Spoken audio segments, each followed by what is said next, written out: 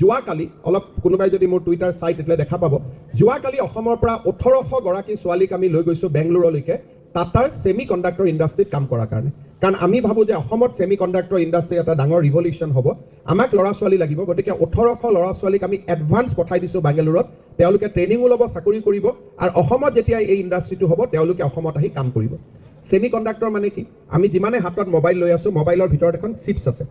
চিপটোতে সকলো বস্তু আছে আৰু এই চিপছ বনোৱা কামটোকে ছেমি কণ্ডাক্টৰ মেনুফেকচাৰিং ইণ্ডাষ্ট্ৰী বুলি কয় যে আমি কেনেকৈ চিপছ বনাম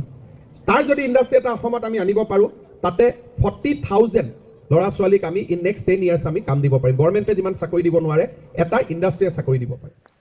ৰাজ্যবাসীৰ বাবে এই মুহূৰ্তৰ কেইবাটাও গুৰুত্বপূৰ্ণ খবৰ এই ভিডিঅ'টোৰ জৰিয়তে লৈ অহা হৈছে আৰু আজি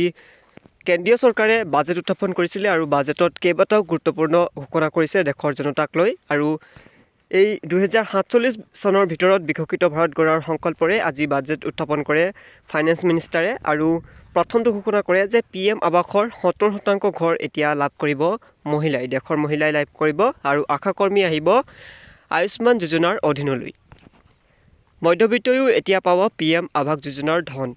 দেশত স্থাপন কৰা হ'ব নতুন মেডিকেল কলেজ আৰু নতুনকৈ 7খন IIM স্থাপনৰ লক্ষ্য লোৱা হৈছে দেশত 3000 নতুন ITI আৰু 7খন IIT স্থাপন কৰা হ'ব প্ৰতিখন ৰাজ্যক ৭৫,০০০ কোটি ঋণ দিব কেন্দ্ৰীয় চৰকাৰে 4 কোটি কৃষকে লাভ কৰিব PM ফচল যোজনাৰ অধীনত সুবিধা আৰু PM ধনজন একাউণ্টৰ বাবে 4,000 কোটি টকা ধাৰ্য কৰা হৈছে সৎ কামত ব্যৱহাৰ কৰি ঋণ ল'ব পাৰিব দেশৰ জনতাই আৰু 3টা কিস্তিত লাভ কৰিব 85,000 চৰকাৰী ধন 3 কোটি মহিলাক লাখপতি দিদি আঁচনিৰ অধীনত অন্তৰ্ভুক্ত কৰাৰ পৰিকল্পনা কৰিছে কেন্দ্ৰীয় চৰকাৰে আৰু 7 লাখ টকালৈকে আয়কৰ ৰেহাইৰ ঘোষণা কৰিছে বাজেটত সোলাৰ পেনেল ব্যৱহাৰ কৰা 1 কোটি পৰিয়াললৈ বিশেষ ঘোষণা কৰা হৈছে আৰু প্ৰতি মাহে 300 ইউনিট বিল পৰিশোধ কৰিব চৰকাৰে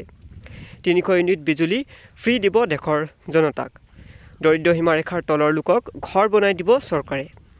5 বছৰৰ ভিতৰত 2 কোটি ঘৰ দিব কেন্দ্ৰীয় চৰকাৰে আৰু 2 কোটি লোকে লাভ কৰিব বিনামূলীয়াকৈ ঘৰ দেশৰ কোটি কোটি জনতালৈ বাজেটত এইখিনি 24টাকৈ গুৰুত্বপূৰ্ণ ঘোষণা কৰে ফাইনেন্স মিনিষ্টাৰে